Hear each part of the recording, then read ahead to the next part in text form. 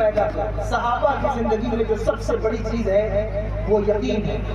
یقین ایک ایسی چیز ہے جو انسان جو ہے وہ یقین والے کہاں سے چلے کہاں پہنچے، جو اہل شک ہے وہ اگر میں مگر میں رہتے ہیں۔ یقین یہ بہت بڑی نعمت ہے۔ صحابہ کے پاس جو سب سے بڑی طاقت تھی علم کے بعد وہ یقین ہے، ایمان تھا۔ کیسا یقین، کیسا ایمان؟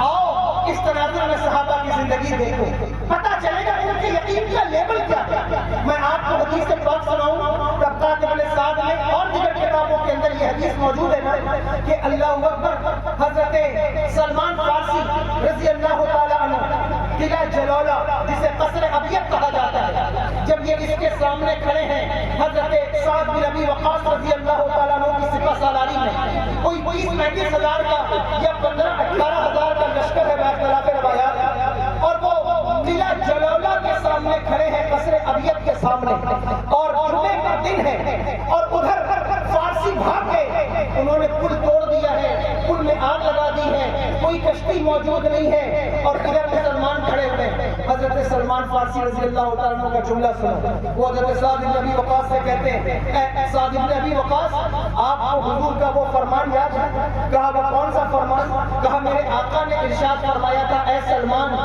قصر ابیض تیرے سامنے ہوگا، جمعہ کا دن ہوگا اور تیرے پاس مختصر سی جماعت ہوگی، اللہ تیرے ہاتھوں پر قصر ابیض کو فتح دے گا اور تو اس دن قصر ابیض کی جو ہے وہ اس کی فصیل کی اذان کا، جمعے کی اذان کا مؤذن ہوگا۔ حضرت سعد بن ابی وقاص کہتے ہیں ہاں مجھے یاد تو آ گیا کہ حضور نے یہ بات ارشاد فرمائی تھی۔ حضرت سلمان کہتے ہیں پھر مجھے اجازت دو تاکہ میں دریا میں اپنے گھوڑوں کے ساتھ کودوں اور جو ہے وہ قصر ابیض کو فتح کروں۔ حضرت سعد بن ابی وقاص کہتے ہیں لیکن ہمارے پاس فوج کم ہے، طاقت کم ہے، ہم تمہیں اجازت نہیں دے سکتے کہ اس وقت تم دریا پار کرو۔ حضرت سلمان کا جملہ سنو، وہ کہتے ہیں اے میرے سردار، اے میرے جنرل، بلا شبہ آپ میرے سردار ہیں، لیکن آپ کے نزدیک تعداد کا کم ہونا یہ فتح کی دلیل نہیں، میرے نزدیک تعداد کا کم ہونا ہی فتح کی دلیل ہے، اس لیے کہ مجھے میرے آقا کا فرمان یاد آ رہا ہے۔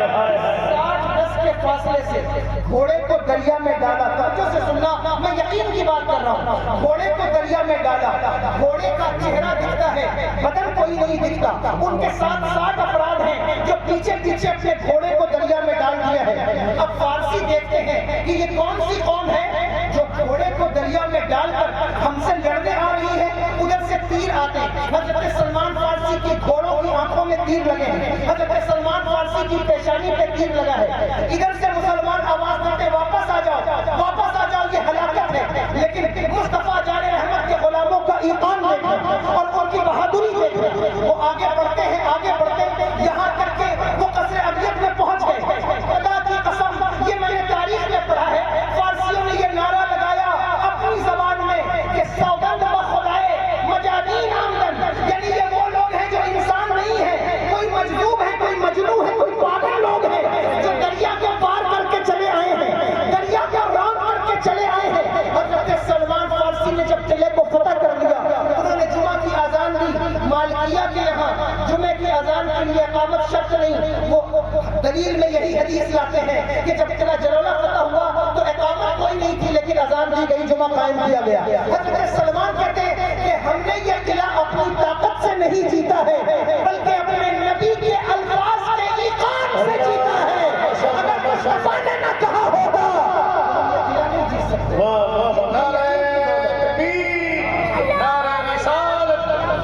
یہ یقین تمہیں پیدا کرنا ہوگا، حضور کے فرامین پر یقین پیدا کرو۔ حضور نے جس کو صدیق کہا ہے اسے صدیق مانو، حضور نے جسے فاروق کہا ہے اسے فاروق مانو، اللہ اکبر، حضور نے جس کو جو مرتبہ دیا ہے اس مرتبے کو مانو۔ اگر تم اس مرتبے کو نہ مان سکے دراصل حضور کے فرامین کی یہ خلاف ورزی ہو۔ یہ ایسی جماعت ہے جو تمہارے اندر اختلاف پیدا کر رہی ہے، تمہیں لڑا رہی ہے، اس بات کو ہمارے علماء بھی اور ہم سب بھی شدت سے محسوس کر رہے ہیں کہ یہ وہ وقت ہے اچھے اچھے پڑھے لکھے لوگ جو اپنے آپ کو پڑھا لکھا کہتے ہیں وہ بھی اس مسئلے میں آ کر کے پگھل رہے ہیں، کوئی تفصیلی ہو رہا ہے، اللہ اکبر کبیرہ، کوئی اہل بیت کی محبت کے نام پر صحابہ کی عظمتوں کو چیلنج کر رہا ہے۔ یہ تمہیں کس نے سکھا دیا ہے؟ یہ کس نے تمہیں بتا دیا ہے؟ یہ علم کی کمی ہے. جس دن تمہیں علم آئے گا, علم والوں کی صحبت اختیار کرو گے, تمہیں پتہ چل جائے گا کہ یہ چیزیں لڑنے کی نہیں ہیں, یہ محبت کرنے کی چیزیں, یہ پیار کرنے کی چیزیں. صحابہ کا دامن بھی ہاتھ میں ہو, اہل بیت کا دامن بھی ہاتھ میں ہو, خدا کی قسم اس سے خوش نصیب انسان اور کون ہو. حضرت سیدنا صدیق اکبر رضی اللہ تعالیٰ عنہ, ایک روایت میں نے ان کے بارے میں پڑھی ہے نزہۃ المجالس کے اندر, علامہ صفوری نے لکھا ہے, سنا تو توجہ ہے, بیان کروں, لکھا ہے ایک ان کا مقام کیا ہے, بس اس بات کو سمجھیے. ایک خاتون میرے آقا سرور دو عالم صلی اللہ علیہ وسلم کی بارگاہ میں حاضر ہوئی. اس نے عرض کیا, حضور میں نے خواب دیکھا ہے کہ میرے آنگن میں ایک کھجور کا درخت ہے, وہ درخت گر گیا. توجہ ہے, سن رہے ہیں بات کو یا نہیں؟ کیا خواب دیکھا ہے کہ میرے آنگن میں کھجور کا ایک درخت ہے, وہ درخت گر گیا. حضور اس کی تعبیر ارشاد فرماتے. پہلے لوگ خواب دیکھتے تھے تو تعبیر پوچھنے, اللہ اکبر, صحابہ کا دور تھا تو حضور کی بارگاہ میں, اور جو ہے وہ اس کے بعد تک حضور کا دور تھا تو حضور کی بارگاہ میں, صحابہ کا دور تھا تو سیدنا صدیق اکبر رضی اللہ تعالیٰ عنہ کی بارگاہ میں لوگ خواب کی تعبیر پوچھنے جاتے ہیں. آج کا کنڈیشن یہ ہے کہ آپ خواب دیکھتے ہیں تو علماء کے پاس نہیں آتے. جو شہر کا پرلے درجے کا جاہل ہو, جسے جو ہے وہ آپ عالم سمجھتے ہیں, بہت بڑا متقی سمجھتے ہیں, جس کو قرآن بھی صحیح پڑھنا نہ آتا ہو, تو اس کے پاس وہ خواب کی تعبیر پوچھنے جاتے ہیں. وہ خواب کی تعبیر کیا بتائے گا؟ خواب کی تعبیر علماء سے پوچھو. اور یاد رکھو, خواب بہت اہم چیز ہے. خواب سونے سے پہلے اہتمام کیا کرو کہ اچھے خواب تمہیں آئیں. یہ جو تمہاری زندگی میں نحوستیں ہیں نا, یہ بعض اوقات برے خواب کی بنیاد پر بھی ہوتی ہیں. سونے سے پہلے اہتمام کرو کہ اچھا خواب آئے. یہ مجلس میں ہاتھ اٹھا کر نعرہ لگاتے ہو کہ ہم عاشق رسول ہیں, کبھی زندگی میں اہتمام کیا ہے کسی شخص نے کہ یا اللہ آج میں نے اہتمام کیا ہے حضور کی زیارت نہ صحیح گنبد خضرا ہی کی زیارت ہو جائے, کبھی اہتمام کیا ہے؟ اس کا اہتمام ایک مرتبہ اپنی زندگی میں کر لو, ایک مرتبہ کر لو, اور یہ لگن پیدا کرو کہ خواب میں ایک مرتبہ حضور کا دیدار ہو. خدا کی قسم, میرے آقا نے ارشاد فرمایا, من رآنی فی المنام فسیرانی فی الیقظہ, جس نے مجھے خواب میں دیکھا ان قریب مجھے جاگتے بھی دیکھ لے گا. یہ بخاری کی حدیث ہے, جس نے مجھے خواب میں دیکھا ان قریب مجھے جاگتے بھی دیکھ لے گا. لیکن جاہلوں نے اس کی تشریح کیا کی ہے اور علم والوں نے اس کی تشریح کیا کی ہے, وہ بھی سنو. قل هل يستوي الذين يعلمون والذين لا يعلمون, عالم اور جاہل برابر نہیں ہو سکتے. میں نے ایک صاحب کی تشریح پڑھی, وہ کہتے ہیں اس کا مطلب یہ ہے کہ جس نے حضور کو خواب میں دیکھا ہے وہ قیامت کے میدان میں بھی حضور کو دیکھ لے گا. میں نے کہا اس میں خواب دیکھنے والے کی تخصیص کیا ہے؟ جس نے خواب میں دیکھا ہے وہ بھی دیکھے گا, جس نے خواب میں نہیں دیکھا ہے وہ بھی دیکھے گا. ارے میدان محشر کو قائم اسی لیے کیا جائے گا, فقط اتنا سبب ہے محشر کا کہ ان کی شان محبوبی دکھائی جائے.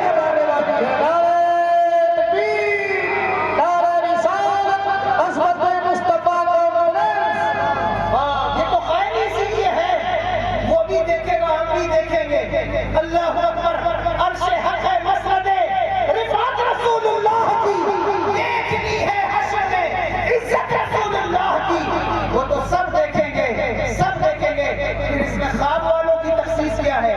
نہیں, اس کا مطلب یہ نہیں کہ جس نے حضور کو خواب میں دیکھا وہ قیامت میں دیکھے گا. نہیں نہیں, اس کا مطلب یہ ہے کہ جس نے خواب میں دیکھا دنیا میں جاگتی آنکھوں سے بھی دیکھ لے گا. یہ مطلب ہے اس کا. جس نے خواب میں دیکھا قریب اپنی جاگتی آنکھوں سے دیکھ لے گا.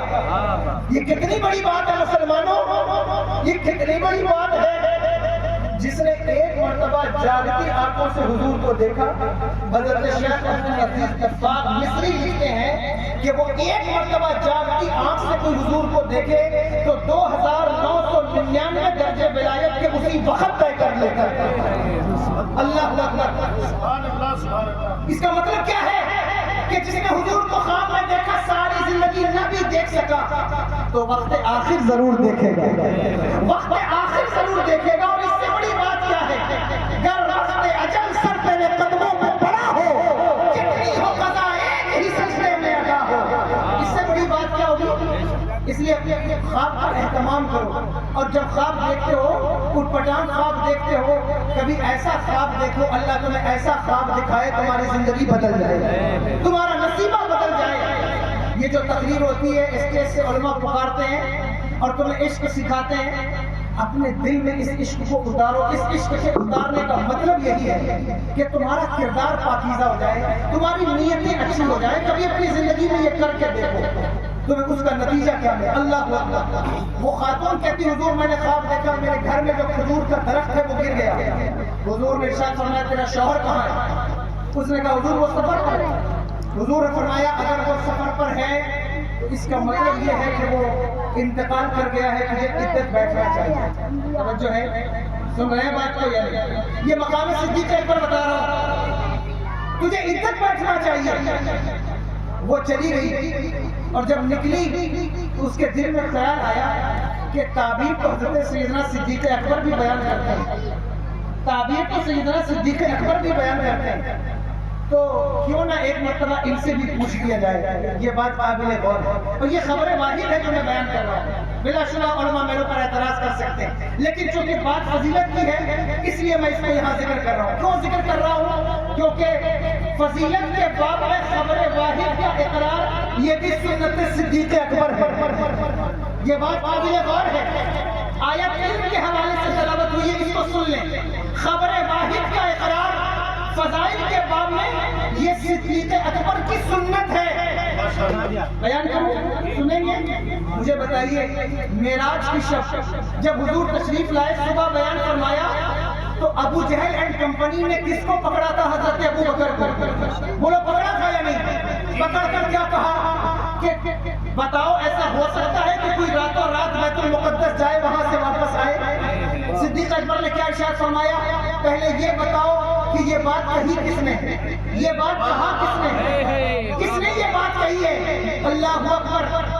ابو جہل اور اس کی کمپنی پریشان ہو گئی کیونکہ وہ یہ چاہتے تھے کسی طرح ان کو کیپچر کر لیا جائے۔ اگر صرف اس پر کلام کیا جائے کہ انہوں نے صدیق اکبر پر کتنی محنت کی ہے کہ انہیں پھیر لیا جائے، انہیں پلٹا لیا جائے۔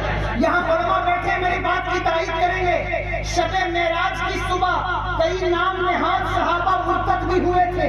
یہ بات قابل غور ہے۔ کافروں نے کتنی کوشش کی ہے کہ صدیق اکبر کو واپس پلٹا لیا جائے۔ کیوں پلٹا لیا جائے؟ کیونکہ کافروں کو بھی پتا تھا کہ یہ وہ انسان ہے، یہ وہ شخصیت ہے کہ اگر یہ اسلام میں رہا، اگر یہ اسلام کے دامن میں رہا تو مصطفیٰ دنیا سے تشریف لے جائیں گے۔ اسلام کی بقا کا علم اگر کسی کے ہاتھ میں ہوگا تو وہ ابو بکر کے ہاتھ میں ہوگا۔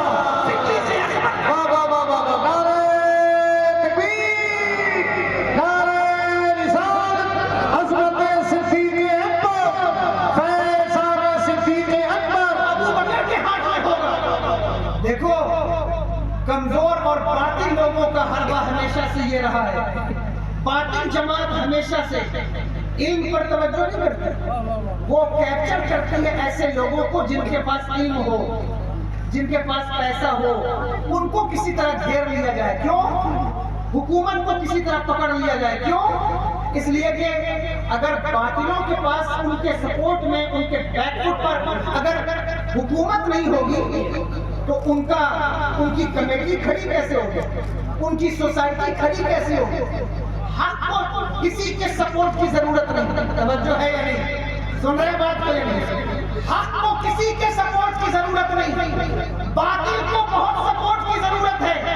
اس لیے جتنی باطل جماعتیں ملیں گی 1400 سال میں، اے فروخ آباد کے زندہ دل مسلمانوں، اگر یہ بات تم نے غور سے سن لی تمہارے عقیدے کو تحفظ فراہم ہوگا۔ 1400 سال کی تاریخ دیکھو، جتنی باطل جماعتیں ملیں گی اس کی پشت پر تمہیں حکومت نظر آئے گی، تمہیں اس کی پشت پر سرمایہ دار نظر آئیں گے، تمہیں اس کی پشت پر اہل ثروت نظر آئیں گے۔ وہ جماعت حکومت کی غلام نظر آئے گی۔ دیکھ لو نظر اٹھا کر یزیدیوں کا فتنہ ہو، دیکھ لو نظر اٹھا کر معتزلیوں کا فتنہ ہو، دیکھ لو نظر اٹھا کر خلق قرآن